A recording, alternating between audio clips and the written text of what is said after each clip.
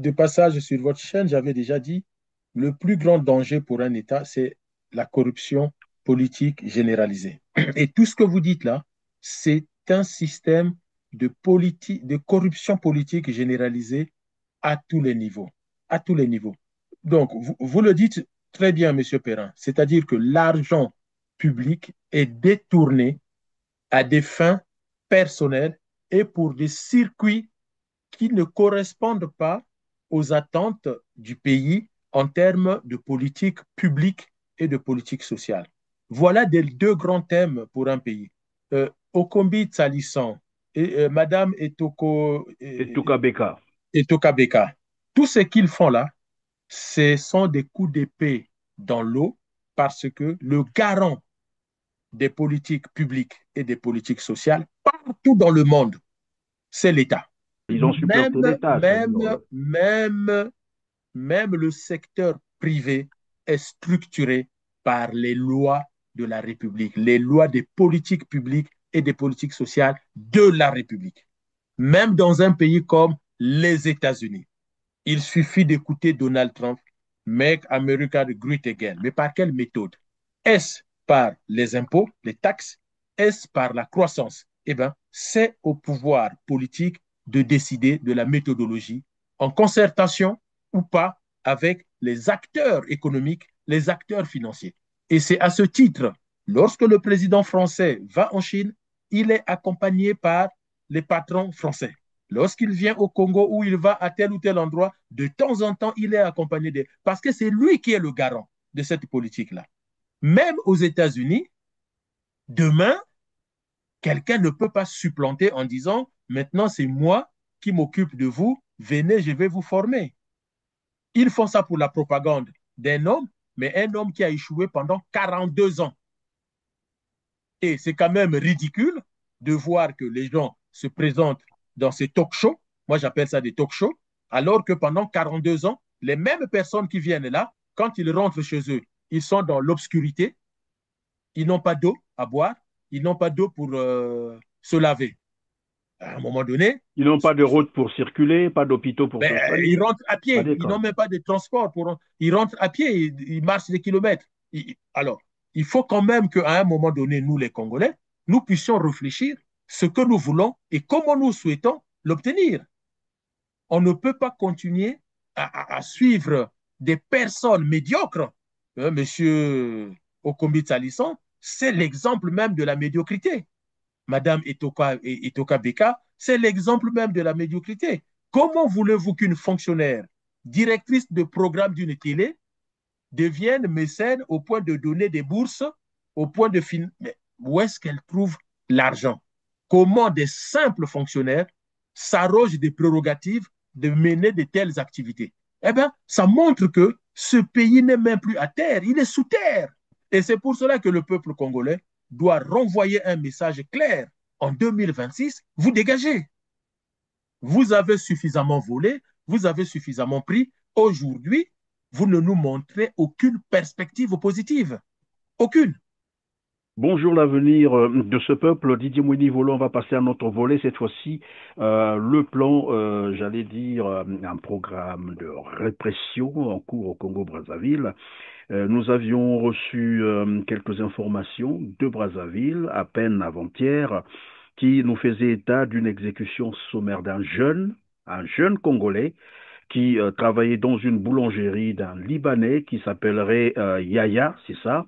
Ce dernier, après avoir constaté plusieurs mois sans salaire, ben, a décidé d'aller rencontrer son patron pour lui en parler, pour lui dire il en avait marre et qu'il devait partir de la boulangerie. Et là, je crois que l'échange a tourné presque à une altercation. Le Libanais appelle la police, c'est donc le commissariat du marché Fontietier, c'est ce qu'on nous a dit. Et là-bas, le commissaire, c'est bien Monsieur Fortuné Inyungi, qui arrive sur les lieux, arrête le garçon, le ligote et l'emmène. Ça se passe dans la nuit. Donc, ils amènent le jeune au commissariat. Et dès qu'ils arrivent au commissariat, après, bon, enfin, c'était pour un petit transit. Et ils l'ont amené jusqu'à ce qu'ils appellent un terrain Tissoko, non loin du marché, évidemment, du Fontietier. Et c'est là-bas qu'on va l'exécuter d'une balle dans le thorax. La même nuit. Donc, on vient chercher le jeune dans la boulangerie où il discutait avec son patron. On l'a amené pour aller l'exécuter la même nuit. Et quand les parents arrivent pour s'enquérir de la situation au niveau du commissariat, la réponse du commissaire Fortuné Inungi, c'est de dire aux parents, allez vous faire foutre, je l'ai déjà tué. C'est les mots qu'il a utilisés. Je l'ai déjà tué. Et les parents demandent, mais remettez-nous le corps. Et là, devient un problème, on ne veut pas remettre le corps. L'agent qui a tiré à bout portant sur le jeune s'appellerait l'agent Merlin. Je cite les noms parce que les éléments sont sur notre table et nous avons des éléments de preuve et tout ce qui y va.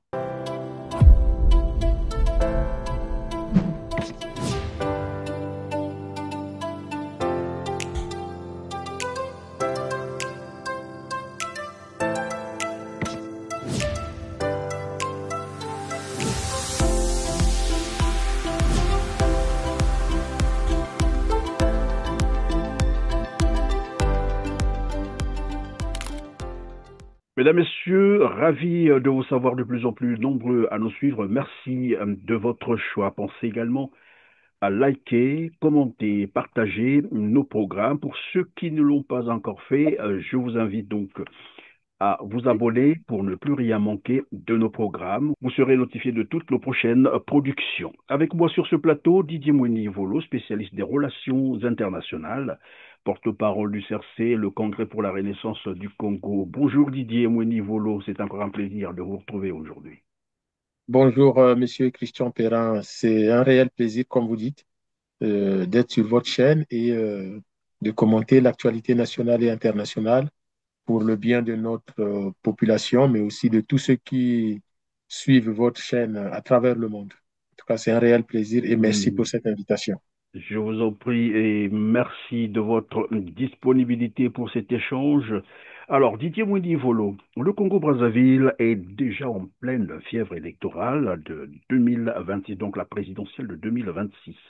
La campagne électorale, aussi déguisée soit-elle, est déjà en cours avant le lancement officiel. Le PCT se cache désormais derrière les organisations, j'allais dire, déguisées, en associations humanitaires, sorties de nulle part, qui proposent de l'aide aussi financière que matérielle aux jeunes Congolais. J'ai cité le patriarche d'Elvis Okombi-Salissa et le Forum Horizon d'Aline France et Toka Beka. Bien curieux que cela paraît, c'est que toutes leurs activités sont pavoisées de manière ostentatoire par des effigies du tyran de Brazzaville, Denis Sassou Nguesso.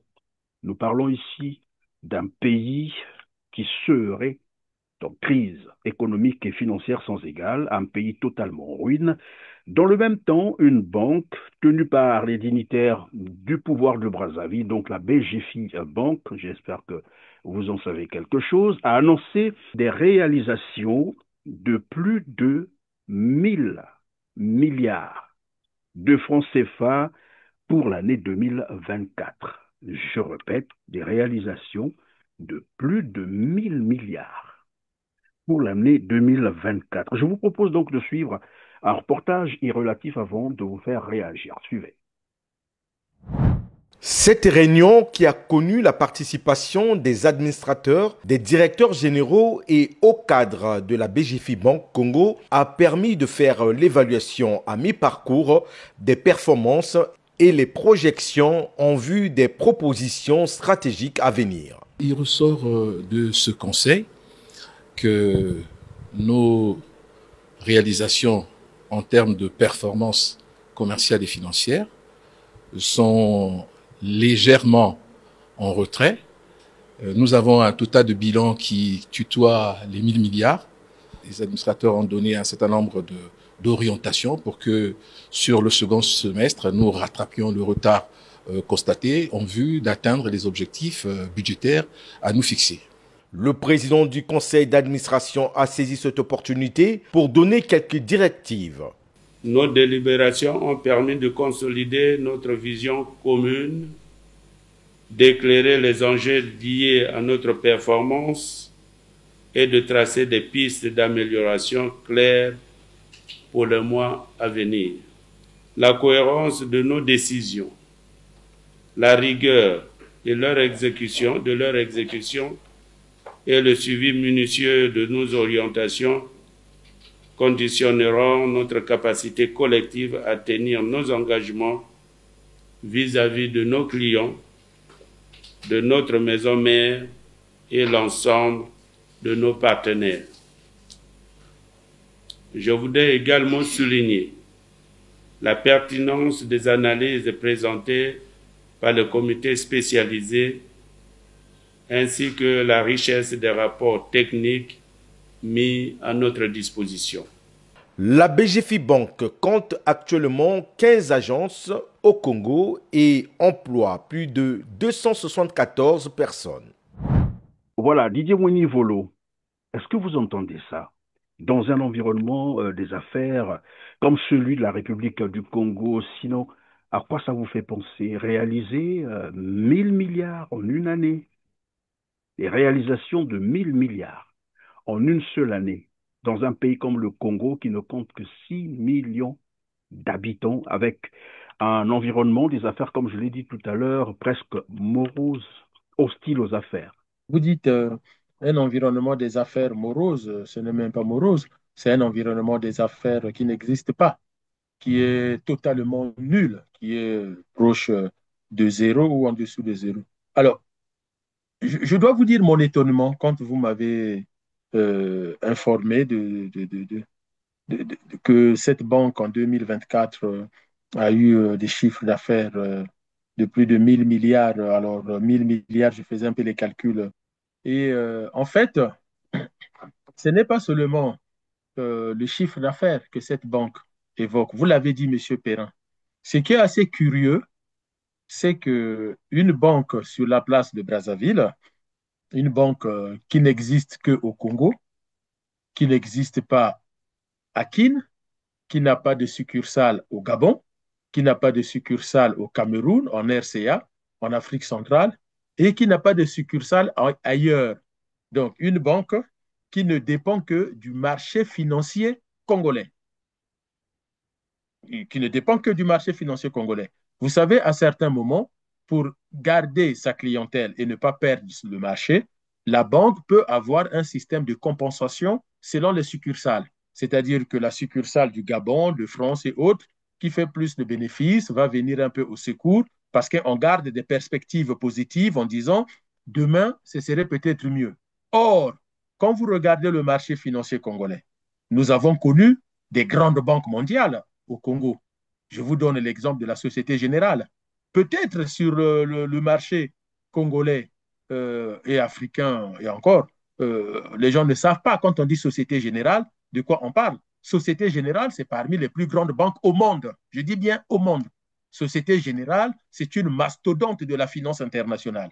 Si Société Générale a fermé au Congo, c'est parce que le marché financier est médiocre. Alors même que Société Générale, comme BNP Paribas, c'est parmi les grandes banques mondiales, comme le Crédit Lyonnais, comme la Caisse d'épargne, ces banques qui pouvaient avoir des systèmes de compensation avec leurs succursales, soit de l'Afrique de l'Ouest, soit du Maghreb, ou soit même de l'Europe ou de l'Asie, ont fini par fermer parce que les espoirs que l'État congolais, que le gouvernement congolais leur avait vendus, parce que le gouvernement congolais, il faut le savoir, M. Perrin, s'était engagé de faire de sorte que tous les Congolais de plus de 18 ans puissent avoir un compte bancaire. Je vous renvoie à une conférence qui a eu lieu en juillet 2012 à Brazzaville. Ça a été une fête terrible. Forbes Afrique. Vous vous souvenez de l'événement en juillet 2012? Tout à fait, oui. Lucien. Il y a eu même, je crois, le déplacement de Sarkozy, Nicolas Bien Sarkozy. sûr, Lucien là, Ebata va voir oui. le magazine financier Forbes et lui demande de lui accorder une licence d'exploitation pour l'Afrique francophone. Et donc, Forbes accepte puisque Lucien Ebata donne des garanties comme quoi ça ne coûtera rien à Forbes. Donc, il prend une franchise qui ne coûtera rien au magazine Forbes et c'est lui qui a tout financé. Où est-ce qu'il a eu l'argent? Il faut savoir que l'entreprise de Lucien Ebata est enregistrée non pas comme une multinationale, mais comme une petite et moyenne entreprise. Et une petite et moyenne entreprise travaille au service des multinationales. Aux États-Unis, en France, en Chine, le principe même de ce qu'on appelle petite et moyenne entreprise, c'est parce qu'elle travaille au service des multinationales. Or, M. Lucien Ebata a un train de vie et finance des activités qui relèvent, je ne dirais pas des compétences, mais des moyens financiers des multinationales. Au cœur de cette enquête du quotidien français Libération, un homme, Lucien Ebata, et Orion Oil, la société de négoce pétrolier qu'il dirige. Orion Oil est un partenaire privilégié de la SNPC, la Société nationale des pétroles du Congo, dont elle revendrait aujourd'hui environ 10 millions de barils par an. Les douanes françaises enquêtent sur Lucien Ebata et ses activités depuis 2012.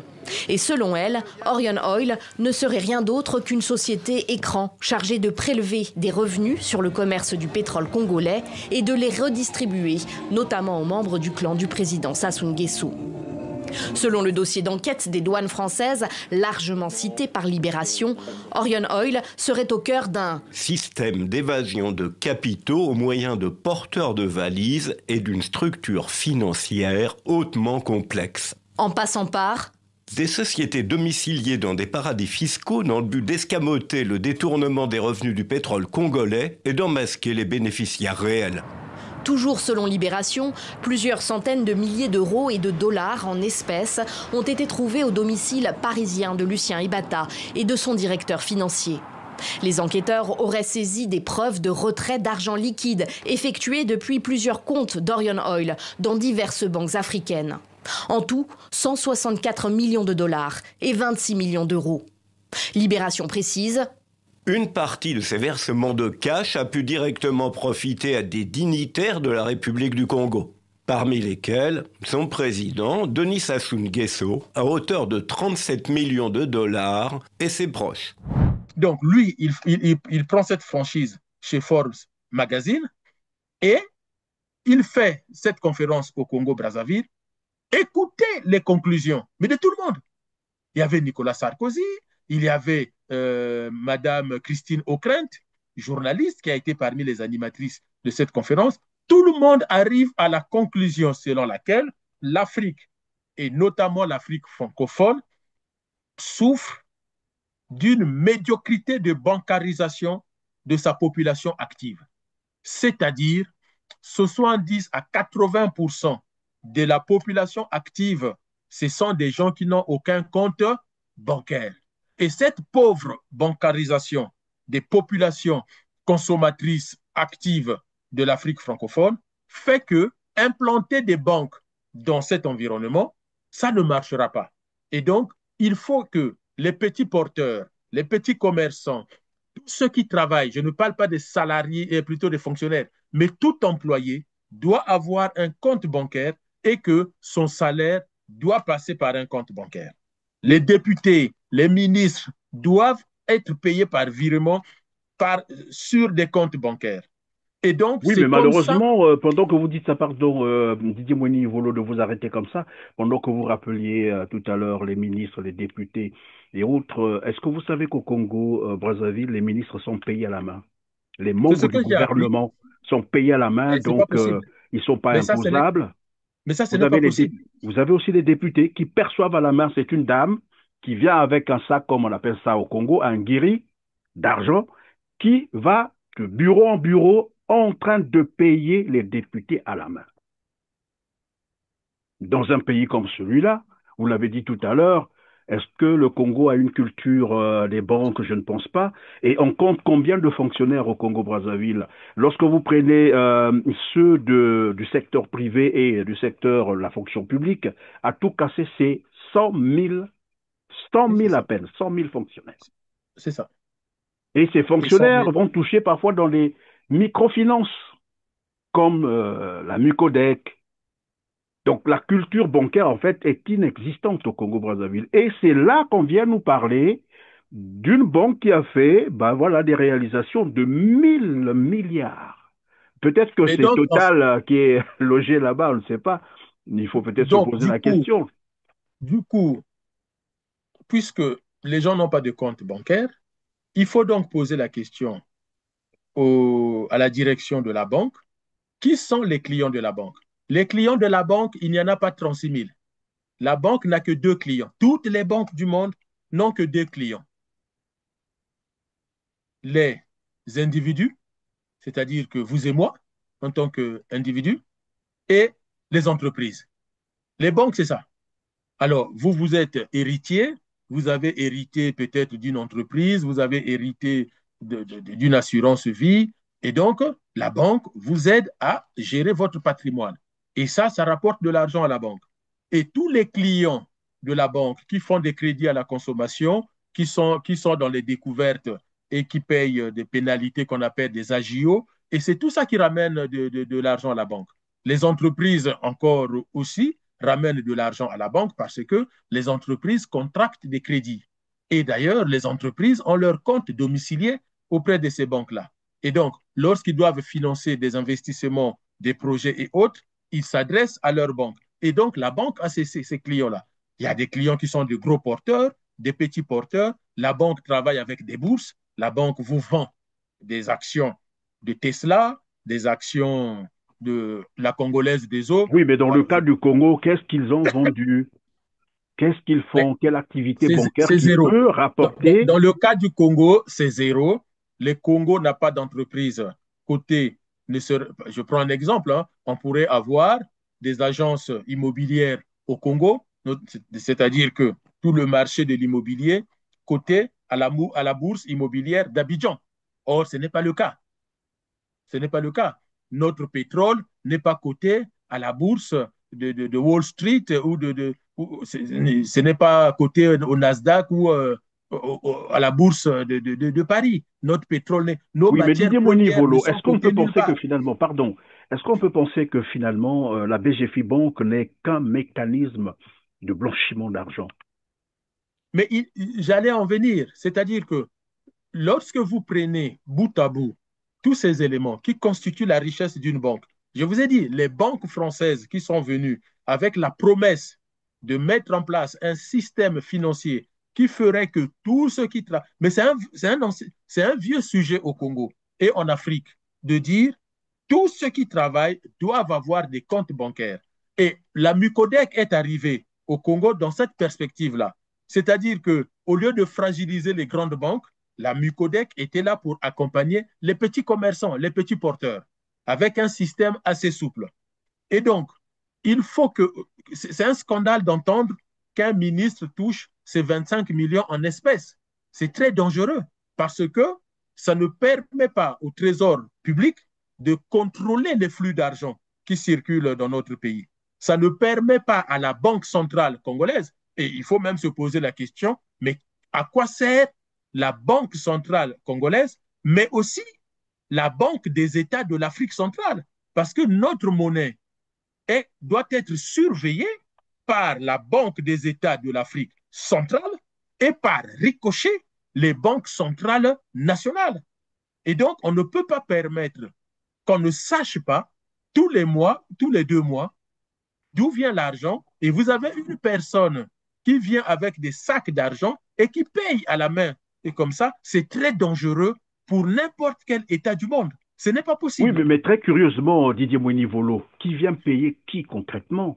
Encore des petits fonctionnaires, j'allais comprendre, mais les députés, donc les parlementaires et les Il membres faut du se poser la gouvernement question, à comment la se main. fait-il qu'ils acceptent cela? Mais en plus, Et, ils sont non imposables. Et là, ils volent même des impôts, en et, réalité. Alors, donc, ici, moi, je reviens sur ce mécanisme parce qu'il y a un article du Monde, le journal Le Monde, bien sûr, qui révélait que le Congo-Brazzaville était également une plateforme, disait-il, de la circulation de la fausse monnaie. Et tout à l'heure, nous disions que les ministres, les députés sont payés à la main. Est-ce que ce n'est pas parce que aussi c'est en grande partie de la fausse monnaie qu'ils ont peur de mettre ça dans la circulation officielle, c'est-à-dire bancaire.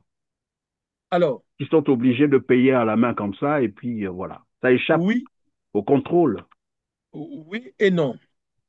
Donc, tout à l'heure, on parlait donc de la suspicion du chiffre d'affaires de cette banque, du fait que notre marché financier est tellement médiocre que on ne voit pas ce qui pourrait justifier cela.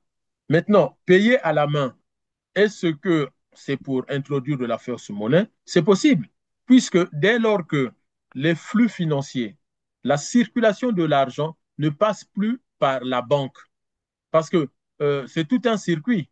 Moi, j'achète.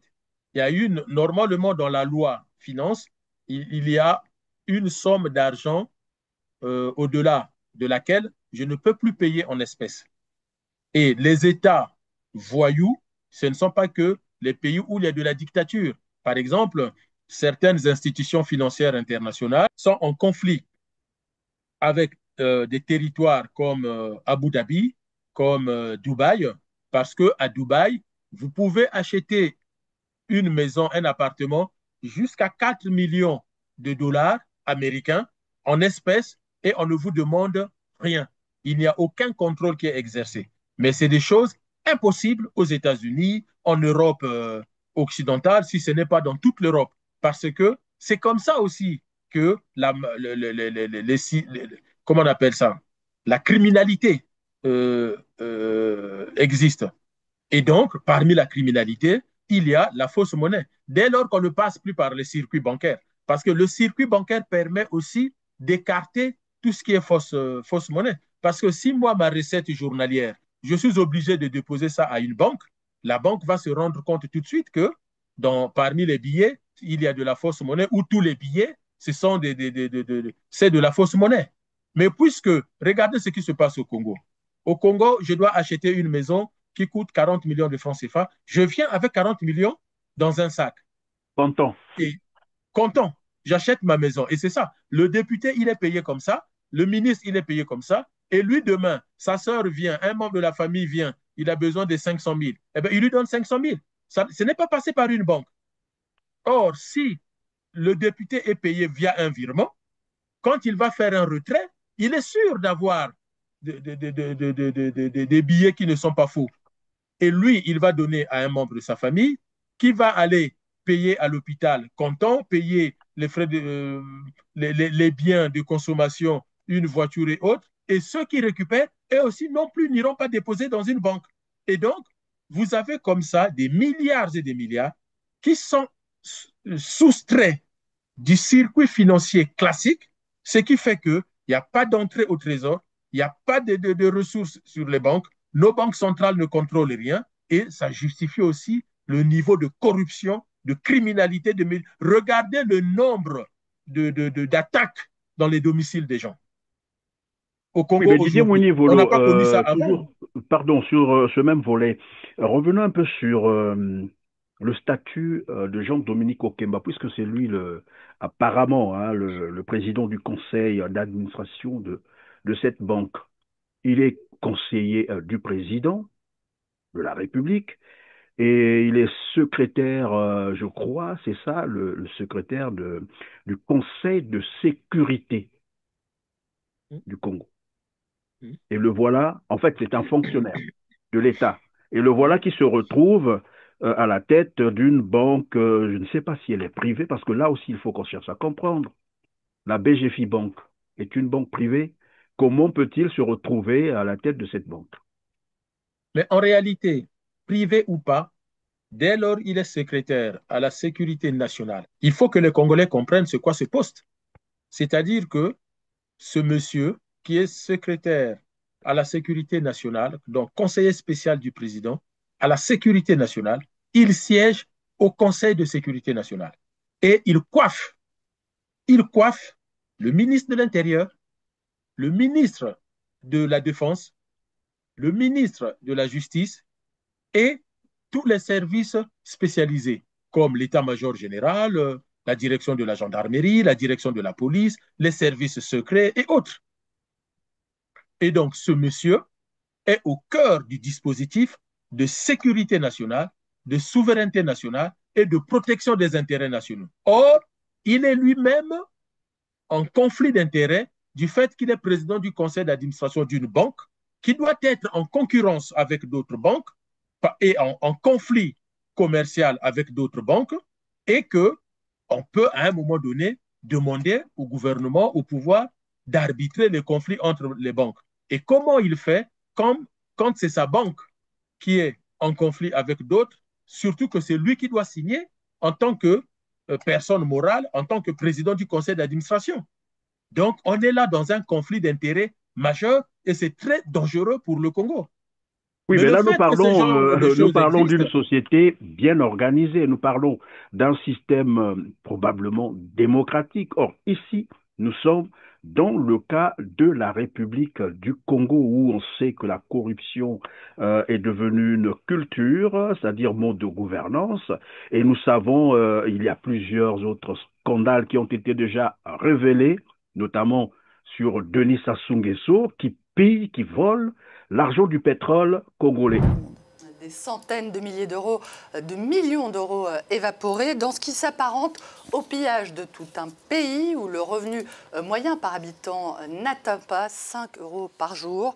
Le premier volet de cette enquête, intitulé « Le président, l'intermédiaire et les millions envolés », raconte comment l'arrestation de cet homme d'affaires, Lucien Ebata, un proche du président Denis Sassou Nguesso, mis en examen en France en 2021 pour blanchiment et corruption active, comment son arrestation a permis la mise au jour d'un puissant système financier occulte au profit du clan du président Denis Sassou Nguesso, arrivé au pouvoir pour la première fois, on le rappelle, en 1979, une affaire qui a commencé en janvier 2012 à l'aéroport de Roissy, où Lucien Ebata s'était fait arrêter en possession de sommes stupéfiantes en liquide, 182 000 euros et 40 000 $ en espèces non déclarées, au cœur de ce système de détournement présumé. Une société, la société de Lucien Ebata, la société Orion, du nom de la constellation symbolisant la force dans la mythologie grecque. Une entreprise moins poétiquement immatriculée aux Seychelles, avec l'aide du cabinet d'avocats Mossack Fonseca, un nom qui vous dit sans doute quelque chose, puisqu'il s'agit de la société qui s'est retrouvée au cœur du scandale d'évasion fiscale des Panama Papers. S'agissant d'Orion, donc, Libé affirme que cette société a alimenté des dépenses somptuaires, des dizaines de milliers d'euros de cadeaux achetés dans des boutiques de luxe sur les Champs-Élysées, jusqu'à des mouvements de cash pouvant atteindre des millions d'euros à Paris et à Monaco.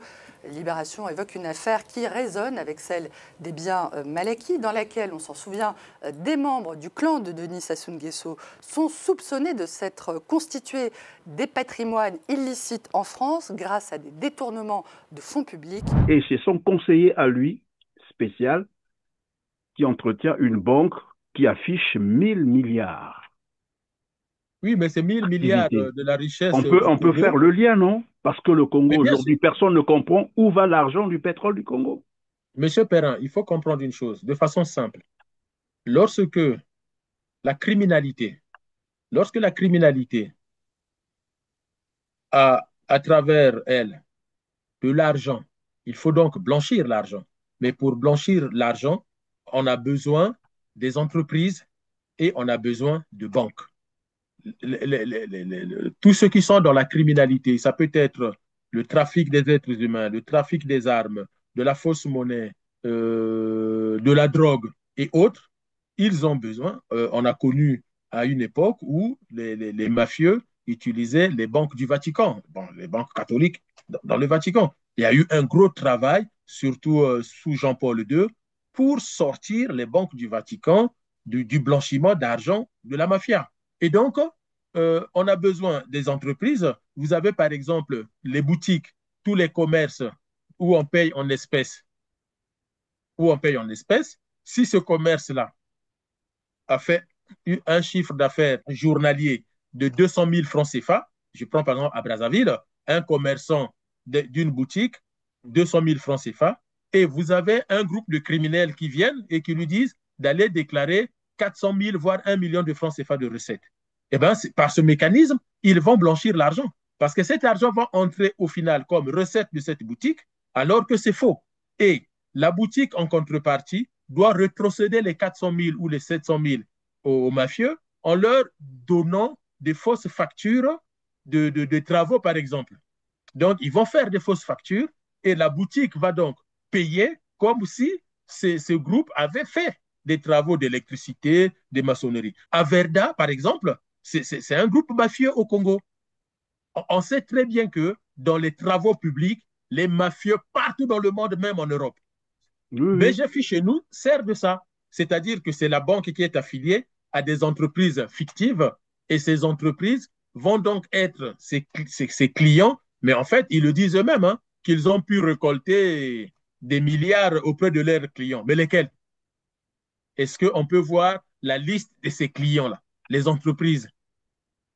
Donc, les constructions, notamment les constructions de voies publiques, ce sont des systèmes par lesquels on va beaucoup blanchir l'argent. C'est pour cela que vous voyez au Congo beaucoup de projets de construction de routes, mais qui n'aboutissent pas. Mais ça, partout dans le monde, les mafieux passent Oui, par et là. puis Donc, le la système mafieux de dilapidation, Brazzaville, la dilapidation de toute la manne pétrolière, c'est ça mais le bien vrai sûr. problème aujourd'hui. Et cette banque, on découvre que cette banque, ça doit être, je fais l'hypothèse, je n'ai pas les preuves, mais je fais l'hypothèse que c'est la banque d'Enguesso pour piller les richesses du Congo. Parce qu'ils ont besoin forcément des banques. Et l'entreprise de Lucien Ebata, eh ben, c'est aussi un système pour piller une petite et moyenne entreprise qui vous fait croire que cette petite et moyenne entreprise a découvert les puits de pétrole dans les forêts du Nord, capable de produire 900 barils de pétrole par jour. Mais vous avez vu tout le tapage qu'ils ont fait. Et au jour d'aujourd'hui, vous avez vu ce pétrole-là? Alors même que l'Union européenne a perdu le pétrole russe, si vraiment il fallait, si ce pétrole existait, vous croyez qu'aujourd'hui, ça ne serait pas exploité? Et à la place, qu'est-ce qu'ils vous disent? Ils veulent mettre un pipeline de Pointe-Noire jusqu'à Ouesso. Mais pourquoi pas prendre ce pétrole qui est déjà au nord Exploiter le jusqu'à pétrole qui est Ouesso? au nord pour voilà. Et Jusqu'à donc Ouesso. on revient sur toujours la BGFI Bank. On apprenait, bon ça je n'ai pas encore vérifié, nous n'avions pas encore authentifié l'information. La fille de Jean-Dominique Okemba qui aurait détourné des milliards qu'elle a donnés à son petit copain qui serait, je crois, en prison, alors qu'elle-même court encore librement les rues, ben j'allais dire de Brazzaville. Et donc, la BGFI Bank, en réalité, n'est pas inquiétée. Comment se fait-il que la fille presque du patron, le PCA de la banque, arrive-t-elle à détourner des milliards? Et comment ça peut se passer concrètement? Mais déjà, en parlant de cette banque, il faut rappeler aux Congolais, quand on suit le document, c'est une banque qui n'a que 15 succursales, hein. C'est une banque qui fait plus de 1000 milliards de bénéfices, de chiffre d'affaires, avec 15 succursales, 214 salariés. Il n'y a aucune banque au monde qui fait mieux. Même, C'est voilà. vraiment des spécialistes alors. Ah oui, Ça oui, va. je pense que leurs méthodes de travail doivent être enseignées dans toutes les écoles de finance dans le monde, parce que je pense qu'ils ont la meilleure méthode. Donc, voilà. Après, la fille, il y a eu déjà cet épisode de la fille d'Okemba, de ce monsieur Jean-Dominique Okemba, qui avait donné 1,5 milliard Et ça, c'est à la son fille copain, de Jean-François Ndengue, donc la la fille de fille de l'ancien Jean-François, directeur général de de la la police. police. Alors que notre police manque de moyens, mais la fille du directeur général de la police a 1,5 Un milliard. fonctionnaire en plus, hein, fonctionnaire de Vous l'État. faites bien de le rappeler, un fonctionnaire, ça c'est tout un sujet. Et la petite fille d'Okemba qui détourne l'argent de la banque pour donner à son copain. Mais en fait, j'essaie d'imaginer, hein, j'essaie d'imaginer. Pour moi, c'est ce que vous disiez tout à l'heure, Monsieur Perrin. En fait, ces sommes d'argent, vous savez, dans une banque aujourd'hui, sauf peut-être chez nous, hein, aujourd'hui, si vous entrez dans une banque, c'est pour cela qu'il n'y a plus de braquage de banques en Occident, parce qu'il y a de moins en moins d'argent dans les banques, hein. Et c'est pour cela qu'aujourd'hui, les braqueurs, ils vont braquer plus les bijouteries. La Voilà, monétique, en fait, tout est passé dans les, voilà, tout est par dématérialisé. écriture, voilà. Voilà, tout est dématérialisé. Quand vous allez dans une banque française, par exemple, aujourd'hui, vous voulez faire un retrait, la dame, la personne qui vous reçoit au guichet fait une écriture, fait entrer une carte vierge et vous donne cette carte-là. Et avec cette carte, c'est vous-même qui allez au distributeur. Quand vous mettez, puisque vous avez demandé 100 euros, 500 euros, 700 euros, donc la carte est préprogrammée et quand vous mettez la carte, elle vous sort la somme demandée. Donc aujourd'hui, vous avez même des écriteaux que ça ne sert à rien d'agresser notre personnel. Nos personnels ne détiennent pas les clés des distributeurs. Les seuls argent dans les banques, c'est maintenant les distributeurs automatiques accolés au mur des banques. Voilà. Donc aujourd'hui, lorsqu'on dit que cette fille-là a détourné l'argent de la banque, il faut donc qu'on nous explique. Moi, je pense que ce sont encore des espèces qu'on garde dans les coffres forts comme dans les temps anciens. Nous sommes encore dans un système archaïque. Elle, en tant que petite fille de Jean-Dominique Okemba, avait les clés. Elle est allée, elle a pris des sacs et elle est partie avec. C'est tout. C'est pas qu'elle a manipulé. Aujourd'hui, il faut aller expliquer aux gens comment, même Dangou Zidane, ce sont des sacs d'argent qui étaient au trésor, qu'il récupérait pour ramener chez lui. Je vous dis pourquoi, M. Perrin. Parce que si ce ne sont que des manipulations informatiques, il faut donc manipuler de compte à compte et faire de retrait. Or, ce système n'existe pas au Congo parce que eux-mêmes ne font pas confiance aux banques.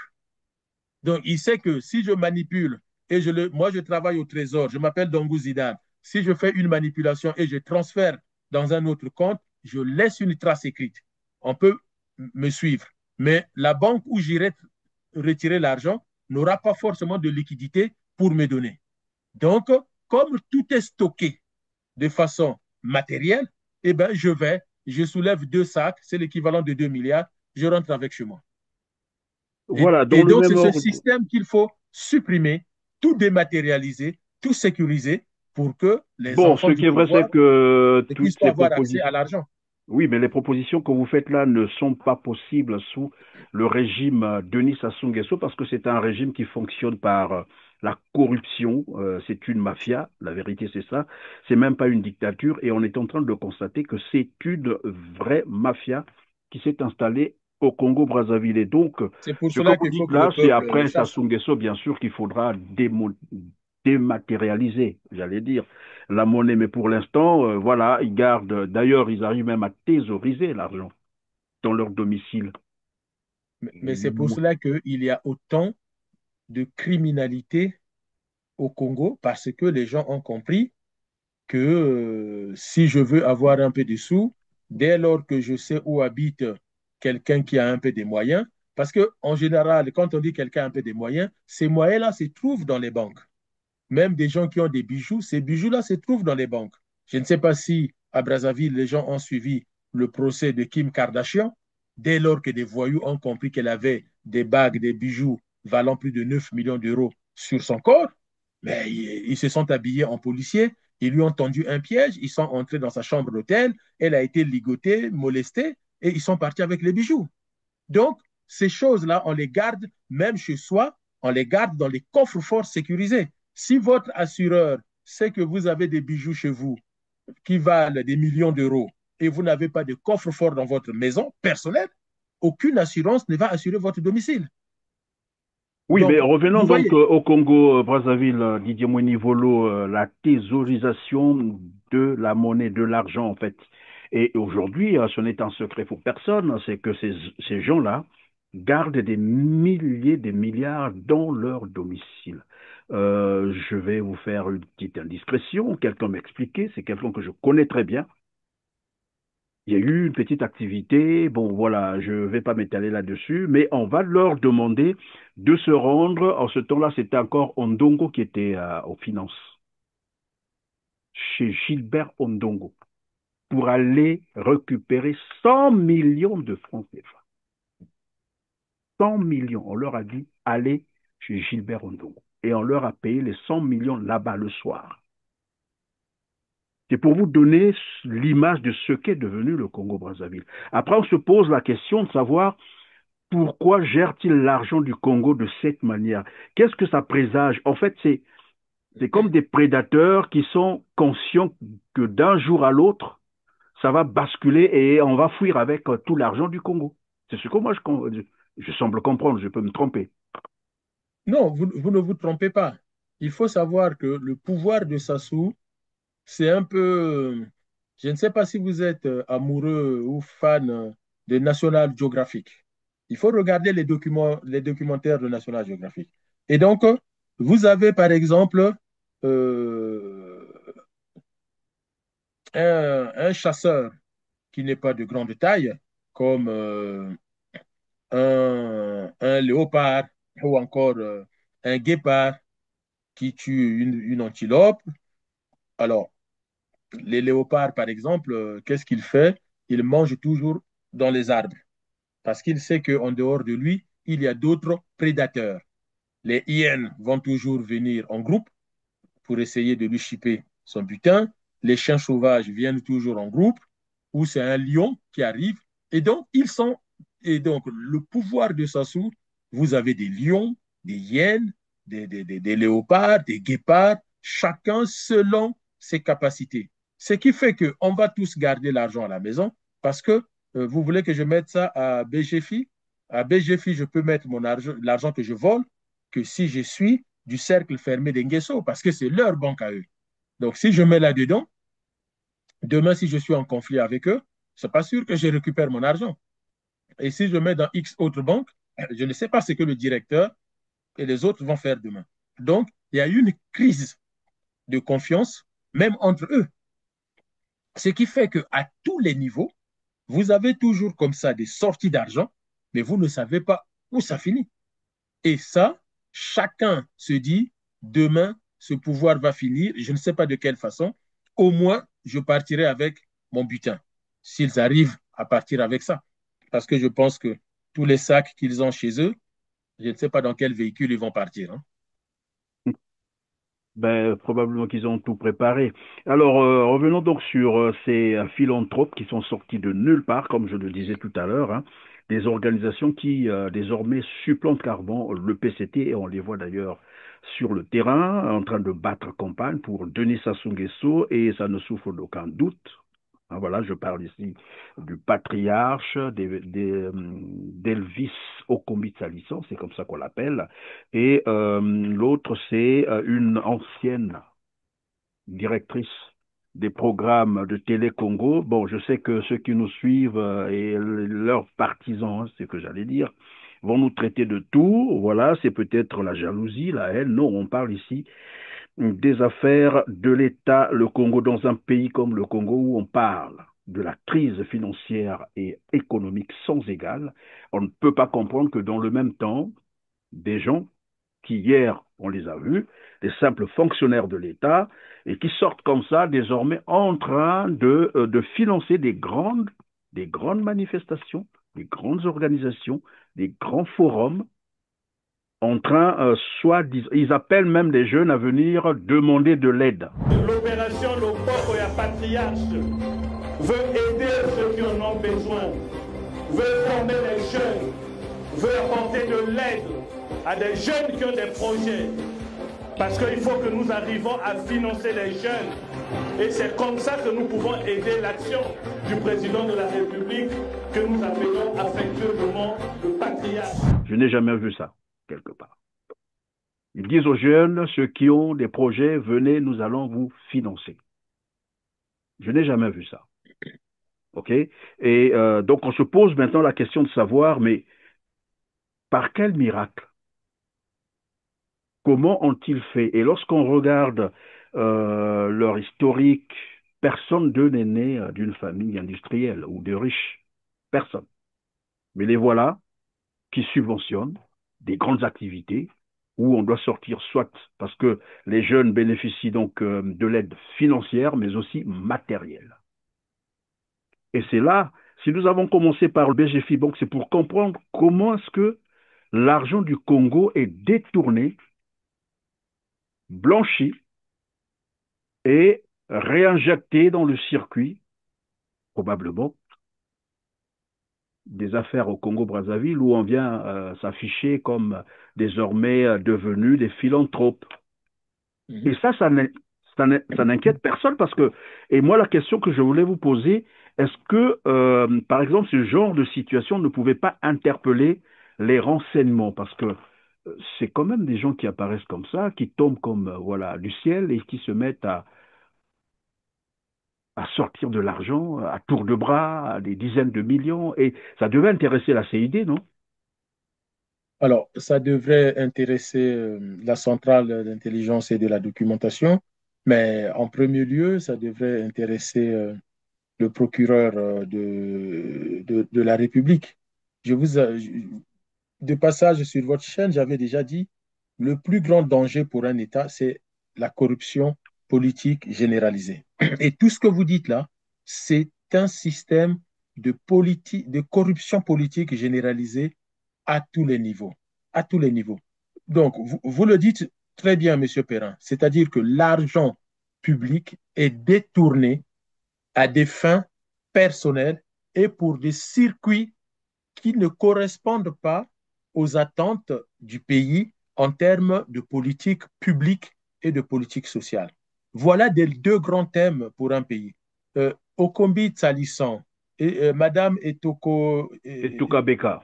Etoka Beka, tout ce qu'ils font là, ce sont des coups d'épée dans l'eau parce que le garant des politiques publiques et des politiques sociales partout dans le monde, c'est l'État.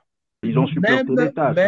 Même le secteur privé est structuré par les lois de la République, les lois des politiques publiques et des politiques sociales de la République. Même dans un pays comme les États-Unis, il suffit d'écouter Donald Trump, Make America Great Again. Mais par quelle méthode? Est-ce par les impôts, les taxes? Est-ce par la croissance? Eh bien, c'est au pouvoir politique de décider de la méthodologie en concertation ou pas avec les acteurs économiques, les acteurs financiers. Et c'est à ce titre, lorsque le président français va en Chine, il est accompagné par les patrons français. Lorsqu'il vient au Congo ou il va à tel ou tel endroit, de temps en temps, il est accompagné de... Parce que c'est lui qui est le garant de cette politique-là. Même aux États-Unis, demain, quelqu'un ne peut pas supplanter en disant, maintenant c'est moi qui m'occupe de vous, venez, je vais vous former. N'oublions pas que le premier à jouer à ce jeu s'appelle qui? Christelle Denis Sassou Nguesso. Il a été le tout premier. Alors, oui, on se rappelle encore avec son, comment l'appelait son association là, Perspective, un truc du genre. 2000 ou fait Perspective, je ne sais pas quoi, qui c'est lui qui donnait les bourses à la place de l'État. On a même interdit l'État de donner des bourses, c'est maintenant lui qui les donnait. Mais souvenez-vous ce que je vous avais déjà dit à l'époque. Il va le faire pendant 2-3 ans, il va s'essouffler. Parce que la bourse, même en Occident, même aux États-Unis, reste la prérogative de l'État. Première chose, même aux États-Unis, les grands sportifs américains sortent des universités. Pourquoi? Parce que le principe, c'est qu'il faut une bonne note au sport pour avoir la bourse de l'État. On est aux États-Unis, M. Perrin. La plupart des étudiants américains étudient avec les bourses de l'État. Là, avec M. Trump, qu'est-ce que vous découvrez? C'est que M. Trump est en train de couper les aides que l'État donnait aux universités et de nombreuses universités aux États-Unis sont en train de tousser. Et au Congo, on va vous faire croire que l'éducation nationale, Motanamotoa Bongisa. Mais c'est quoi ça? Et que c'est Okombi Tsalissan et Mme Etoka Beka qui vont maintenant former des gens. D'accord, mais ils vont les former. S'il n'y a pas une vraie politique publique de création d'entreprises, de stimulation du secteur privé, pour que les entreprises soient créées. Moi, je les suis, je les regarde. Mais ces gens-là iront travailler où? Aujourd'hui, en France, monsieur le Premier ministre est en difficulté. Et pourtant, il peut dire, mais le secteur privé, débrouillez-vous. C'est faux. Même en France, en Angleterre, aux États-Unis, en Chine, c'est à l'État d'organiser des choses. Or, chez nous, au Kombi Tsalisson, où est-ce que ces événements-là coûtent combien? Il faut les chiffrer. Et où est-ce qu'ils trouvent l'argent? Oui, où est-ce qu'ils trouvent l'argent? C'est la bonne question d'ailleurs. Juste pour terminer, oui. La deuxième chose, quand l'État ne donne pas des bourses, ce sont les fondations qui donnent les bourses. Mais les fondations qui donnent des bourses aux États-Unis, en Afrique, en Europe, ces fondations trouvent l'argent où? Mais ils trouvent l'argent auprès des mécènes. C'est-à-dire, ce sont des fondations, ça peut être des fondations dans lesquelles vous trouvez des anciens étudiants des grandes écoles. On peut avoir une fondation qui inclut aussi les anciens étudiants de l'ENAM, qui vont être des tuteurs, des aiguilleurs, des futurs étudiants. et ils vont aller faire du mécénat. Si on avait l'INA Congo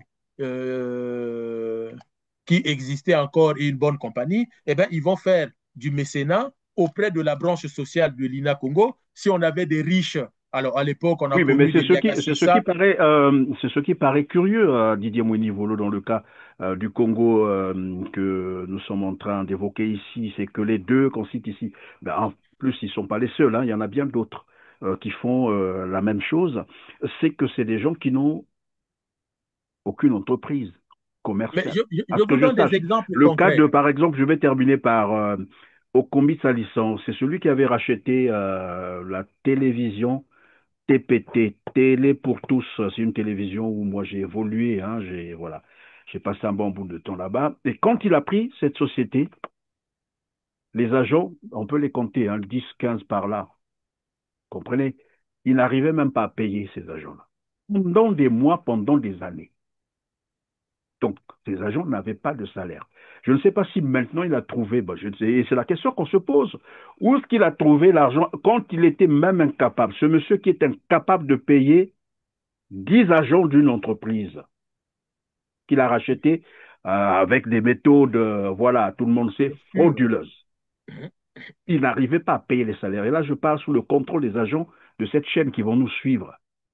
Et comme ça, un matin, il apparaît, il a maintenant, voilà, il devient multimillionnaire, capable désormais de, voilà, de subventionner tout jeune qui voudrait entreprendre. Il achète du matériel, on l'a vu un peu à travers le pays. Il finance, il donne, et comme vous avez dit, il est devenu mécène en fait. Mais avec Mais quel argent? Et c'est là la vraie question.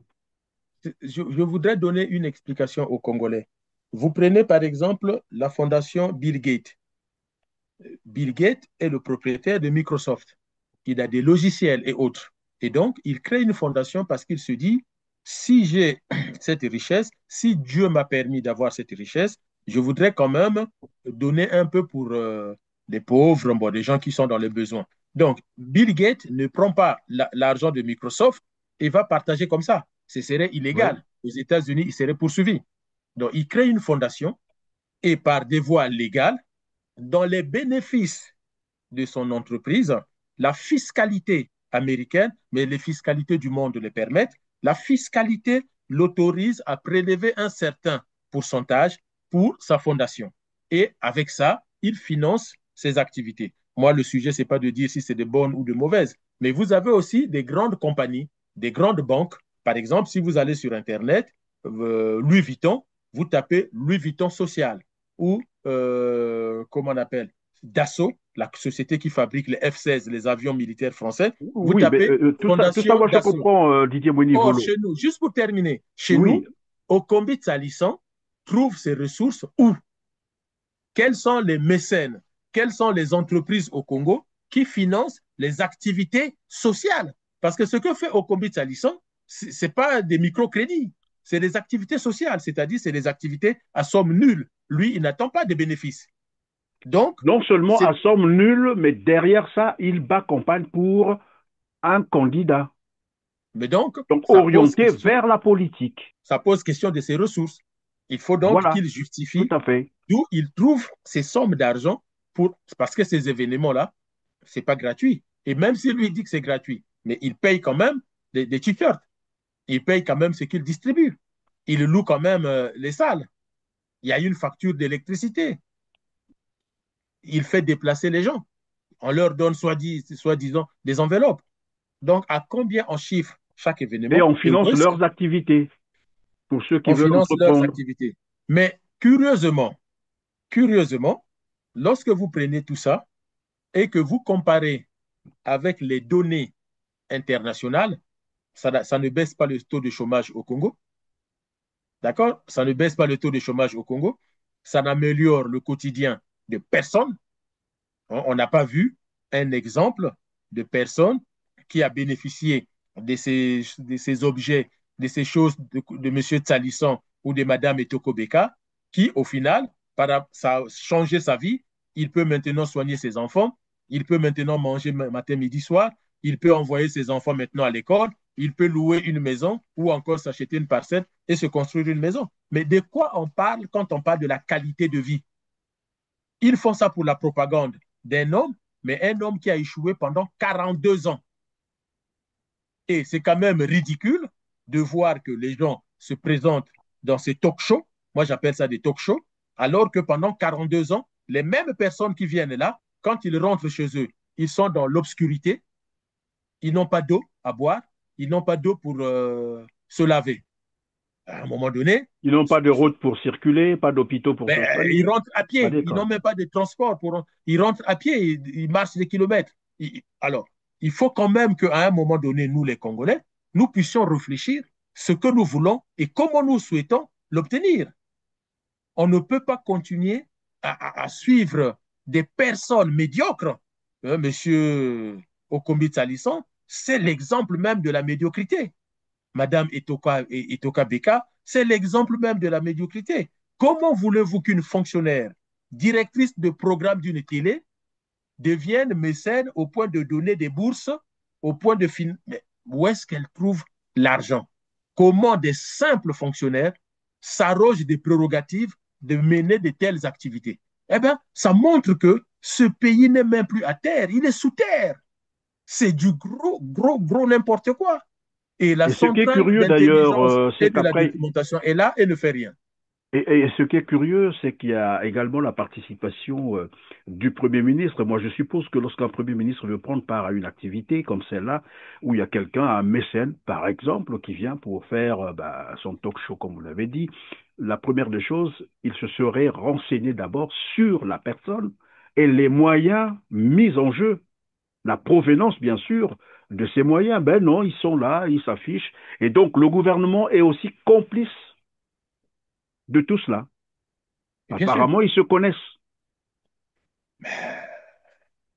le gouvernement est complice de tout cela, mais même pire, Monsieur Coliné Makosso manque de hauteur. Monsieur Coliné Makosso est responsable des politiques publiques et de politiques sociales au Congo. Ce qu'il ne comprend pas, il va applaudir ces activités-là, alors que ces activités, si lui, il a compris sa fonction de Premier ministre, il ne peut même pas s'y rendre. Il ne peut même pas s'y rendre. Sa présence dans ce genre d'activité montre que M. Coliné Makosso n'a pas compris c'est quoi les fonctions d'un Premier ministre. C'est lui qui doit réfléchir, mettre en place, évaluer, améliorer les politiques publiques et les politiques sociales au Congo. Alors, il se désengage de son travail et il va applaudir non pas même son ministre des Affaires sociales, son ministre du Travail ou de l'Éducation nationale ou de l'insertion professionnelle, mais des plaisantins, des tintins sur la place publique. Et tout ça pour faire croire aux gens qu'en 2026, voter pour Sassou Nguesso parce que le peuple en veut. Mais lequel? Quel peuple? Et c'est pour cela que le peuple congolais doit renvoyer un message clair. En 2026, vous dégagez. Vous avez suffisamment volé, vous avez suffisamment pris. Aujourd'hui, vous ne nous montrez aucune perspective positive. Aucune. Et si l'État commence à laisser à des ignares comme M. Talisson et Mme Etoka Beka, bonjour l'avenir de ce peuple. Bonjour l'avenir de ce peuple. Didier Mouini-Volo, on va passer à notre volet cette fois-ci. Le plan, j'allais dire, un programme de répression en cours au Congo-Brazzaville. Nous avions reçu quelques informations de Brazzaville, à peine avant-hier, qui nous faisaient état d'une exécution sommaire d'un un jeune Congolais, qui travaillait dans une boulangerie d'un Libanais qui s'appellerait Yaya, c'est ça.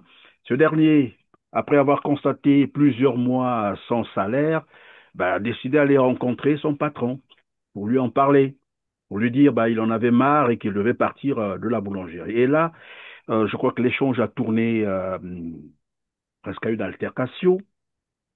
Le Libanais appelle la police, c'est donc le commissariat du marché Fontietier, c'est ce qu'on nous a dit. Et là-bas, le commissaire, c'est bien monsieur Fortuné Inyungi, qui arrive sur les lieux, arrête le garçon, le ligote et l'emmène. Ça se passe dans la nuit. Donc, ils amènent le jeune au commissariat. Et dès qu'ils arrivent au commissariat, après, bon, enfin, c'était pour un petit transit.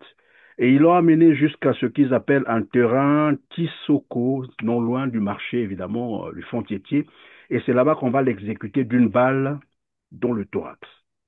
La même nuit. Donc, on vient chercher le jeune dans la boulangerie où il discutait avec son patron. On l'a amené pour aller l'exécuter la même nuit. Et quand les parents arrivent pour s'enquérir de la situation au niveau du commissariat, la réponse du commissaire Fortuné Inyungi, c'est de dire aux parents, allez vous faire foutre, je l'ai déjà tué. C'est les mots qu'il a utilisés. Je l'ai déjà tué. Et les parents demandent, mais remettez-nous le corps. Et là, devient un problème, on ne veut pas remettre le corps. L'agent qui a tiré à bout portant sur le jeune s'appellerait l'agent Merlin. Je cite les noms parce que les éléments sont sur notre table et nous avons des éléments de preuve et tout ce qui y va. Je ne sais pas quelle analyse pourrez-vous faire de cette situation. Mais avant, je vais vous proposer aussi une autre dame qui pleurait carrément. Voilà, son fils a été exécuté, son fils était un policier. Je vous laisse suivre et on revient sur le plateau.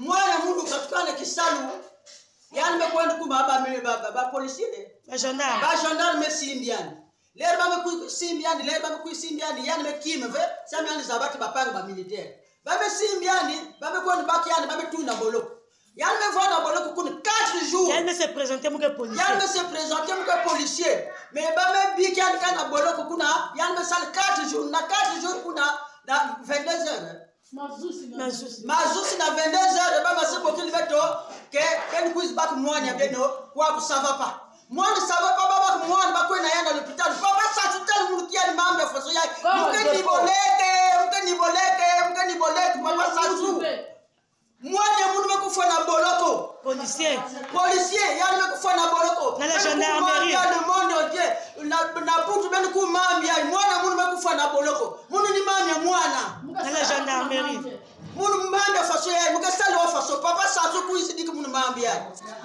Vendredi, jeudi, maman a arrêté frère à mon 22h par la gendarmerie de Fil. Le matin, la souka avec beaucoup de monde. Rien bakangingaï. Mais puis ça, mon il quand je vais maison la gendarme que mon capita qui sale mais ça 2 jours, 48 heures. Mon policier ben lui pour arrêter mon. La maison de fait avec nos côtés la situation moi aussi qui va me faire me faire monter. À me violer mon tout mon chipé à me détourner peu ba million il y a eu des gens qui ont détourné ici là qui sont dehors il y a les pelles de kuluna ici là Betizabia oui Betizabia ba ka arrêter même ba kuluna wa 2 jours ba me passer ba vendredi me quiz na la milice na ba 8 heures frère mounou merci qu'on va faire à maison mon côté unité aérienne on va dans la confiance à l'unité aérienne. Il avait confiance, il dit il a travaillé 20 ans là-bas. Va voir, il a fait 20 ans, 21 ans là-bas. Il dit va voir le colonel Atta, le capitaine Atta. Il me dit va voir le capitaine Atta. Il va me sortir d'ici. Il avait confiance de son unité. Je suis arrivé à la BAC, aux envois de 10 heures. Mes quiz n'a bureau à temps. Mais beaucoup à 2 personnes, ma policier ou 3. Mais se présenter, je rien qui vendait greffer en chef de la tribunal. Mais puis dans la situation à faire à Mouké incarcéré dans la gendarmerie, dans la milice. Babakaye dans la gendarmerie en filou, aux envois de 22h, machin. Un banana quand même qui salou, un banana tenue dans la 48 heures à Nissan. Mais un banana en civil, 48 heures même, ça là 2 jours, journée va arrêter. Ils m'ont dit ce jour-là. Je suis assermenté, je ne mens pas.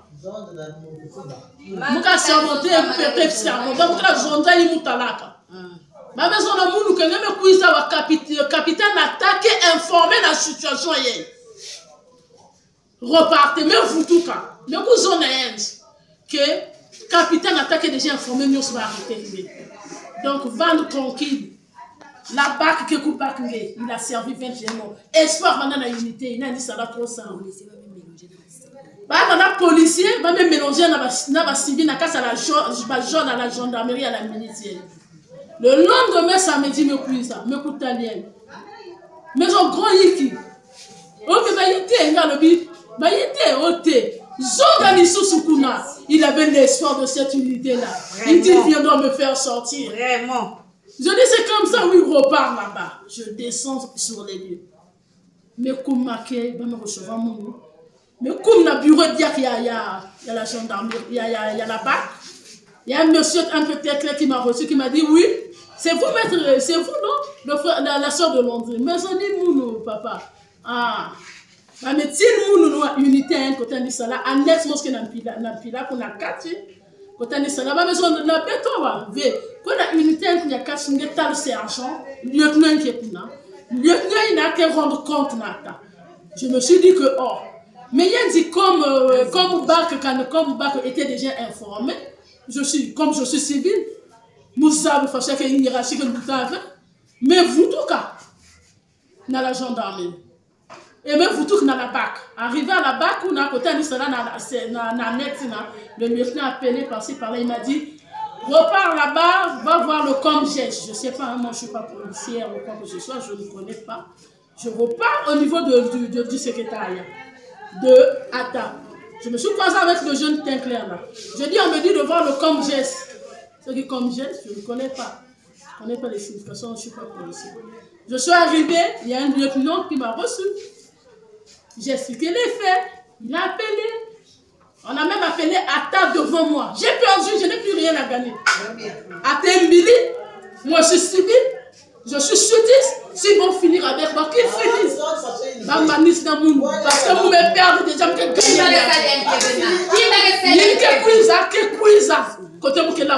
C'est devant moi qu'on a appelé, je ne sais pas par un sergent chez vous à Didon. Mon capitaine attaque, je répète ce que l'intéressé a dit, je suis assermenté, je suis capitaine, on sait pas la 6e chambre. On a appelé le capitaine attaque, c'est devant moi, un Didon ou un sergent. Je parle ici là, le lieutenant qui m'avait reçu, s'il voit les vidéos, il va me reconnaître, il va savoir. Oui, mon capitaine. Mon capitaine attaque, je vous appelle ici pour la situation de Kivonza Landry, qui est dans les gens, il a coupé le téléphone. Voilà, Didier Mwinivolo. Au Congo, on tue impunément, en public, on exécute froidement les jeunes, sans autre forme de procès. Alors, difficile à dire puisque je n'ai pas tous les tenants et tous les aboutissants, mais il y a au moins une chose que je peux retenir, c'est le taux de criminalité et d'exécution sommaire dans notre pays. C'est-à-dire qu'on a atteint un niveau de criminalité au Congo où ce ne sont plus seulement les bébés noirs, comme on pouvait le dire, qui tuaient, mais aujourd'hui, toute interpellation au Congo finit par la disparition des personnes, la mort des personnes.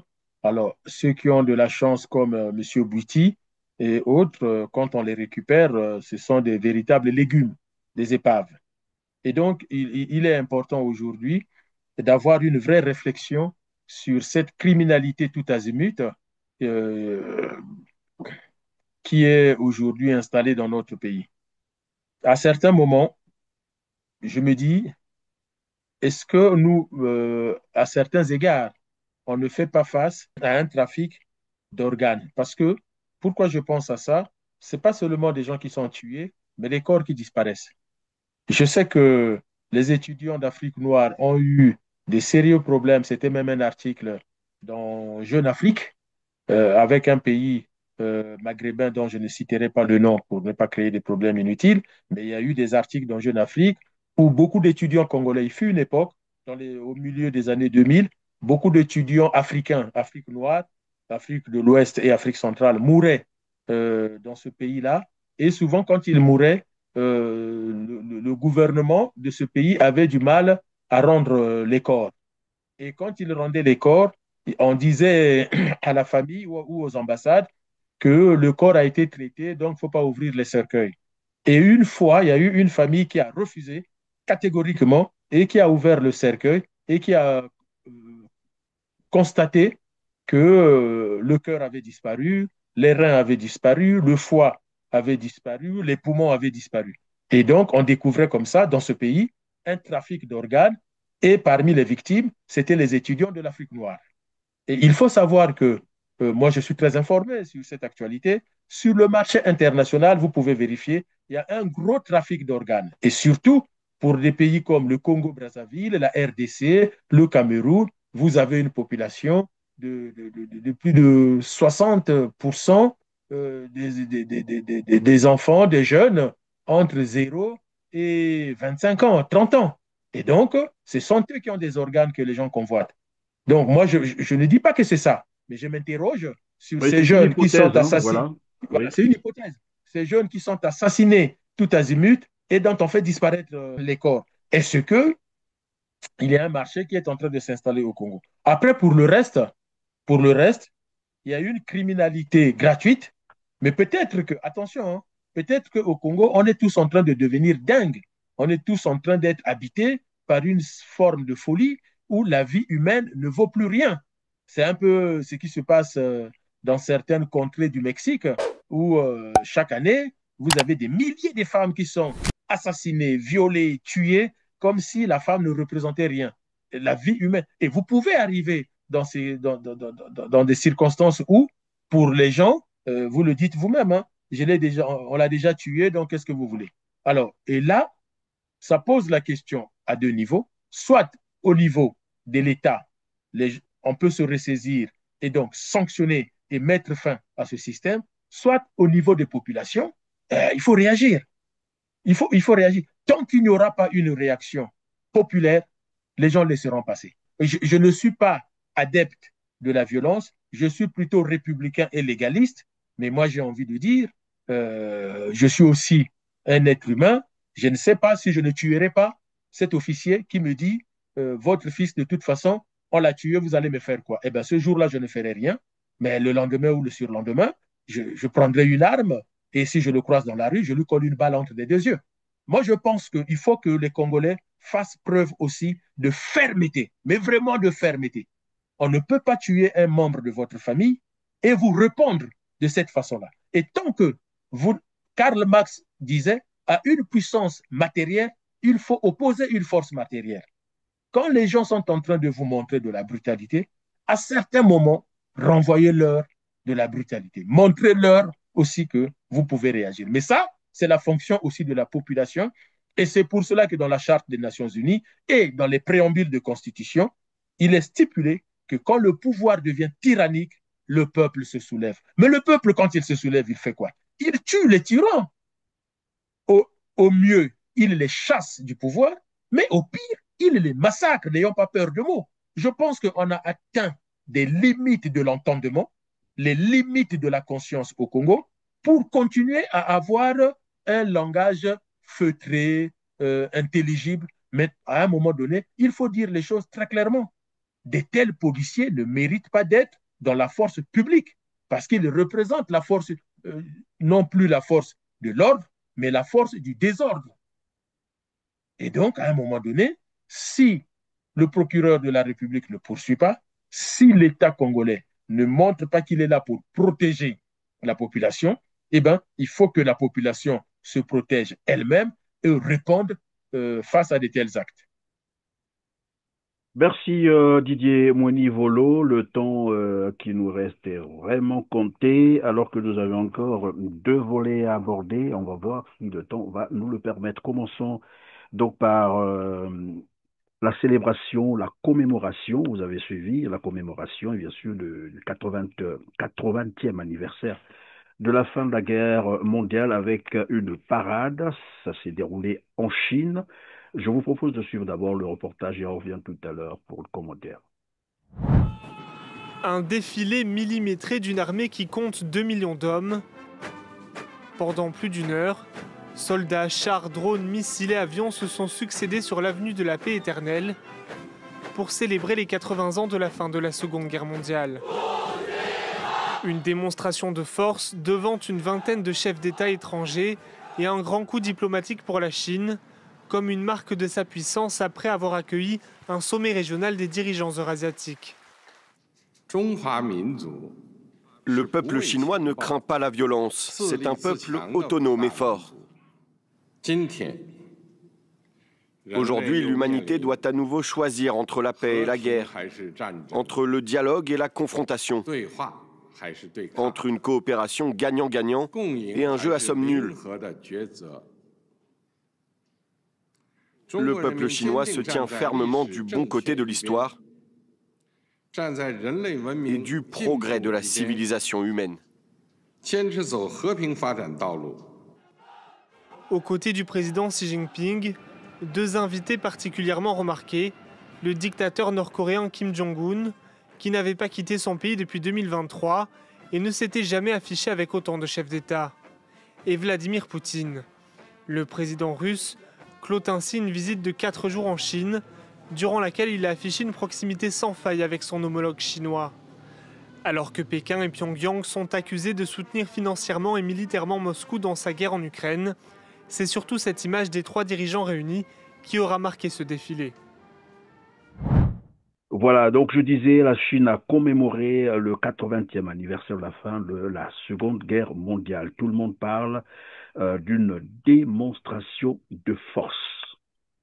Et dans les médias, je vais prendre ici, je vais circonscrire le sujet. Prenons par exemple le traitement médiatique de ce grand défilé chinois par les médias occidentaux. Qu'est-ce que vous avez constaté? Alors, j'étais assez étonné et même très surpris de voir cette rhétorique autour de la menace et du défi. Alors, je n'ai pas bien compris. Moi, je suis diplômé de politique internationale. Aucun spécialiste de politique internationale, des relations internationales, des géopolitiques ne vous dira que ce défilé est un défi lancé à l'Occident. Parce que si vous le dites par ricochet, ça suppose que le défilé français est un défi lancé à qui? Le défilé de Donald Trump, c'est un défi lancé à qui? Or, ce que j'ai découvert avec étonnement pendant la commémoration du 80e anniversaire de la fin de la Seconde Guerre mondiale pour la Chine, j'ai découvert que, en fait, dans la rhétorique, dans la façon d'analyser les faits en Europe, en Occident, en fait, c'est une crise existentielle des Occidentaux. C'est un problème avec eux-mêmes. Ils découvrent avec effroi qu'ils ne vont plus dominer le monde comme ils l'ont fait.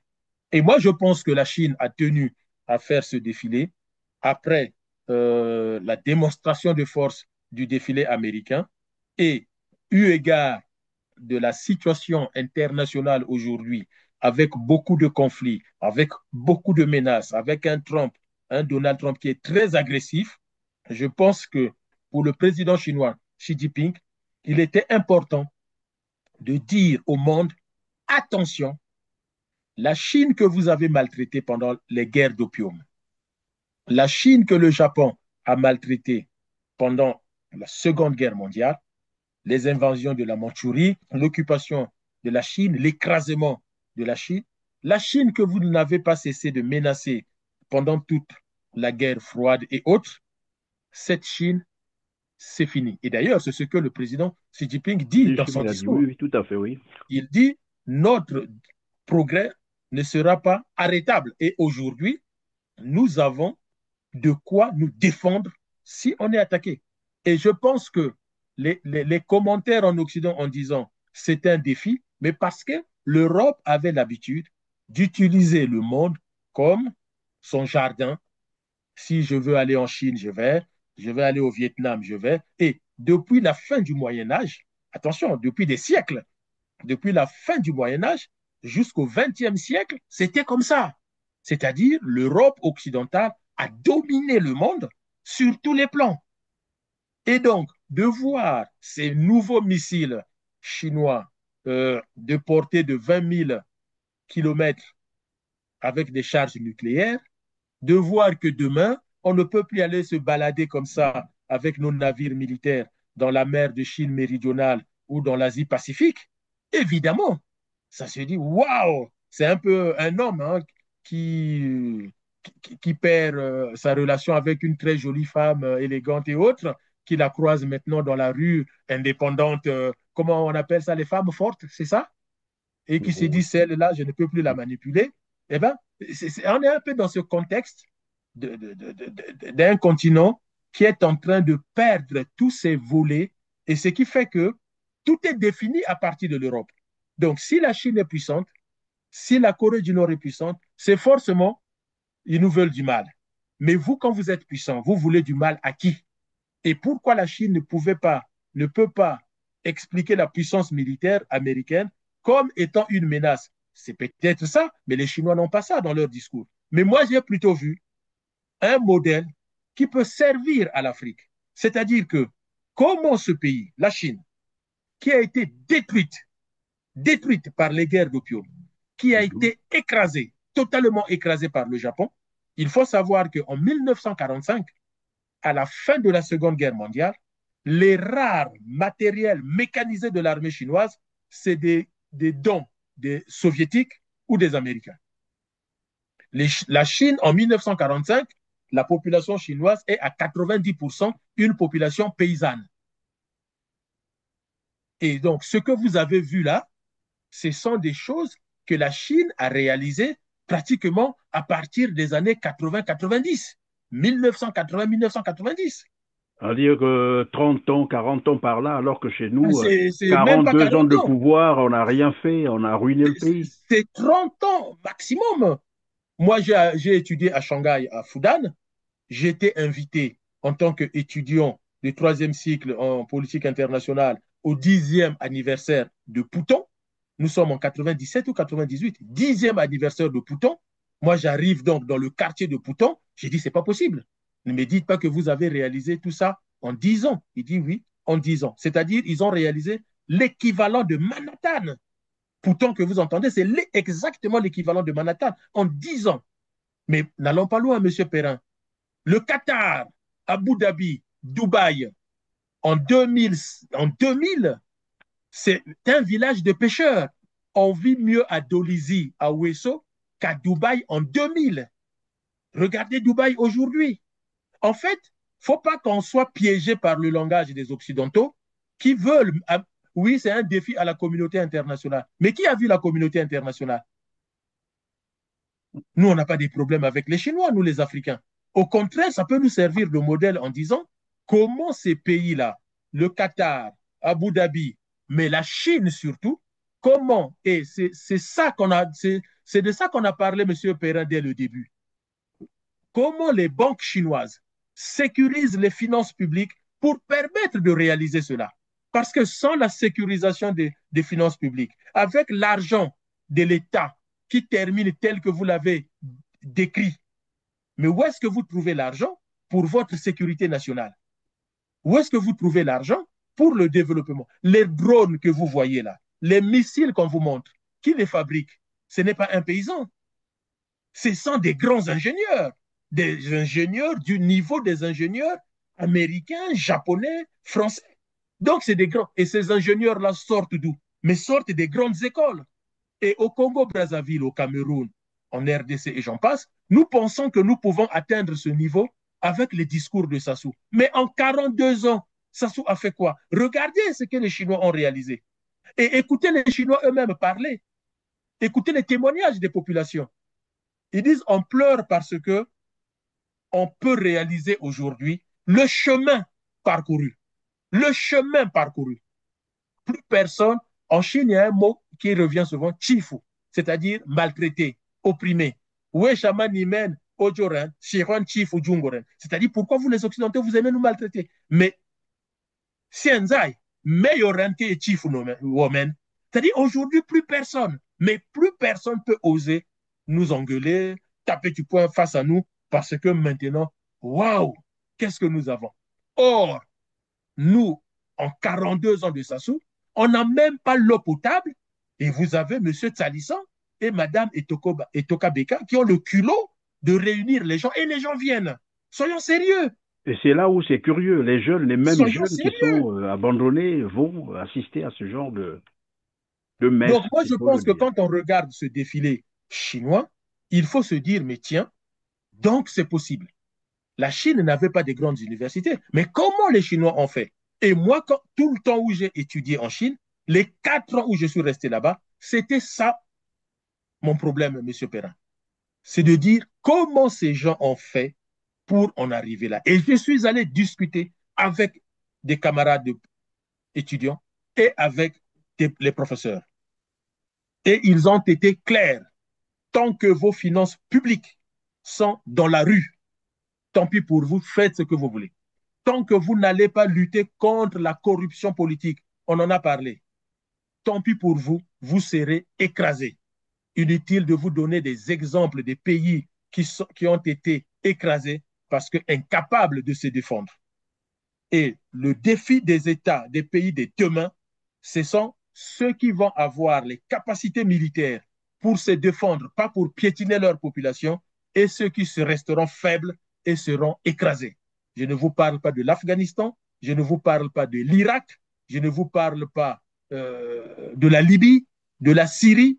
Quant à Gaza, ça se passe de commentaires. Sachez-le, les États fonctionnent comme ça, et la Chine a juste démontré à la face du monde que nous sommes partis d'une Chine paysanne que tout le monde écrasait à une Chine industrielle et puissante à tous les plans, économiques, financiers, militaires, culturels, industriels, et qu'aujourd'hui, nous pouvons tenir la compétition internationale. Mais par contre, nous sommes du côté de la paix et de la sécurité internationale et non pas du côté de la guerre.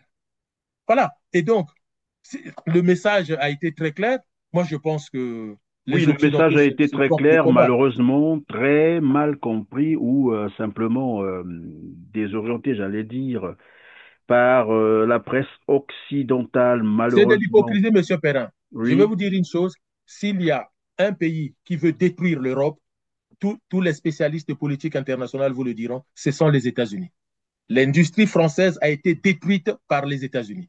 Et ça, Arnaud Montebourg a écrit un très bon livre là-dessus où il parle du prix de la trahison de la France par les grands directeurs de grandes entreprises qui ont tout vendu aux Américains, aux Suédois et aux Suisses, et on a atomisé comme ça l'industrie européenne. S'il y a un pays qui veut atomiser l'Union européenne, ce n'est pas la Chine, c'est bien les États-Unis. Le Brexit, c'est une œuvre américaine.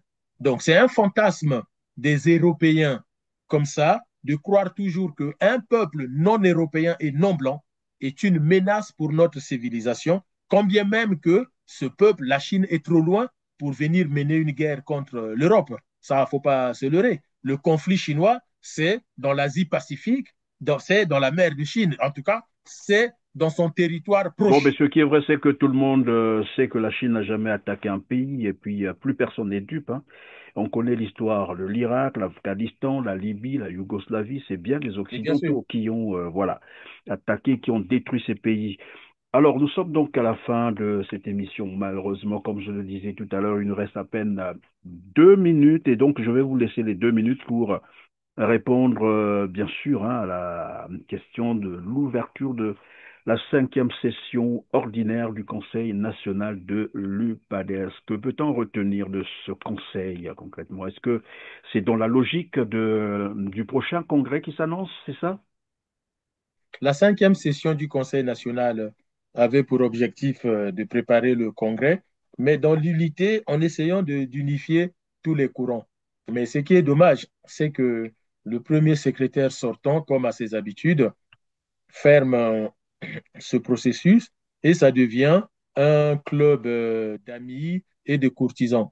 Par exemple, il engage la restructuration de certaines fédérations alors qu'il n'a pas le droit de le faire. Il n'a aucun droit statutaire de le faire. D'autre part, si restructuration il doit y avoir, ça passe toujours par les assemblées générales. Donc, il faut convoquer une assemblée générale et les gens doivent être élus. Or, ces militants qu'il a choisis, il les a choisis sur la base des affinités personnelles et on ne peut même pas vérifier s'ils ont rempli une fiche d'adhésion. C'est ce qui est regrettable et c'est ce qui est dommage. Nous savons très bien qu'ils ne souhaitent pas partir, mais aujourd'hui, tous les courants du parti veulent un congrès extraordinaire pour une remise à plat et sécuriser le parti. Bon, il fait les choses comme il les fait. C'est très regrettable, surtout qu'il ne cache plus ses amitiés avec le pouvoir, avec Denis Sassou Nguesso ou autres. Koliné Makosso n'a pas cessé de dire qu'il est le seul, Sassou Biala est le seul qui l'accompagne sur le terrain pour expliquer l'action du gouvernement. Bon, au final, il est le chef de l'opposition. Il s'oppose à quoi, à qui, lorsqu'il est encore défenseur, parmi les grands défenseurs du pouvoir, plus que même les ministres eux-mêmes, plus que même les députés du PCT. Oui, mais Donc, curieusement, pardon, Didier Mouni-Volo, en 2021, l'UPADES n'avait pas présenté un candidat à l'élection présidentielle. Apparemment, en 2026 aussi, il n'y aura pas un candidat de l'UPADES. Qu'est-ce que ça peut vouloir dire, ça? alors, pour certains d'entre nous, il n'y a pas d'utilité, puisque dans le système actuel, aller à l'élection présidentielle avec Sassou, il n'y a aucun intérêt. Et surtout pas, l'UPADES est dirigé par Pascal Satima-Biala.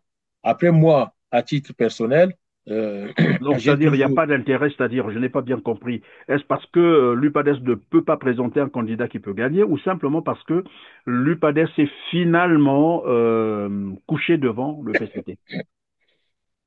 Il y a les deux.